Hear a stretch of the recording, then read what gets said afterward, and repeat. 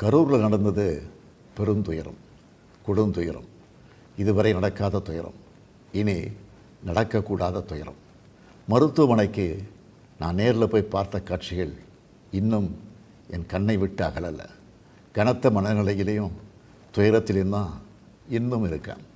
செய்தி கிடைச்சதும் மாவட்ட நிர்வாகத்தை முடுக்கிவிட்டு எல்லா உத்தரவுகளையும் பிறப்பித்த பின்னாலும் என்னால் வீட்டில் இருக்க முடியல.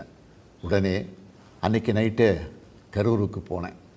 குழந்தைகள், பெண்கள்னு 41 உயிர்களை நாம் இழந்திருக்கிறோம்.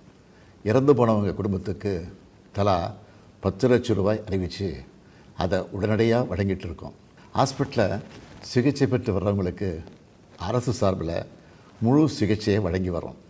நடந்த சம்பவங்களுக்கான முழுமையான உண்மையான காரணத்தை ஆராய முன்னாள் நீதியரசர் அருணா ஜெகதீசன் அவர்கள் தலைமையில் ஒரு நபர் விசாரணை ஆணையம் அமைக்கப்பட்டிருக்கு. ஆணையத்தோட அறிக்கை அடிப்படையில் அரசோட அடுத்த கட்ட நடவடிக்கையில் இருக்கும்னு உறுதியளிக்கிறேன். இதற்கிடையே சோஷியல் மீடியாவில் சிலர் பரப்புற வதந்திகளையும் பொய் செய்திகளையும் பார்த்துட்டு தான் இருக்கேன். எந்த ஒரு அரசியல் கட்சி தலைவரும் தன்னோட தொண்டர்களும் அப்பாவி பொதுமக்களும் இறக்கிறத எப்பொழுதும் விரும்ப மாட்டாங்க. இந்த சம்பவத்தில் உயிரிழந்தவங்க எந்த கட்சி சார்ந்தவங்களாக இருந்தாலும் என்னை பொறுத்த வரைக்கும் அவங்க நம்மளோட தமிழ் உறவுகள். எனவே சோகமும் துயரமும் சூழ்ந்திருக்கக்கூடிய இந்த நிலையில் பொறுப்பற்ற முறையில் விஷமத்தனமான செய்திகளை தவிர்க்கணும்னு கேட்டுக்கிறேன்.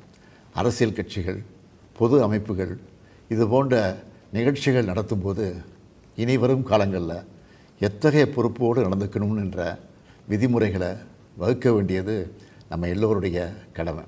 எனவே நீதியரசரின் ஆணைய அறிக்கை கிடைச்ச பிறகு எல்லா அரசியல் கட்சிகள், பொது அமைப்புகளோடு ஆலோசனை நடத்தி இதற்கான விதிகள், நெறிமுறைகள் வகுக்கப்படும்னு உறுதியளிக்கிறேன். அத்தகைய நெறிமுறைகளுக்கு எல்லாரும் ஒத்துழைப்பு தருவாங்கன்னு நம்புகிறேன். மனித உயிர்களே எல்லாத்துக்கும் மேலானது. மானுடப்பற்றே அனைவருக்கும் வேண்டியது.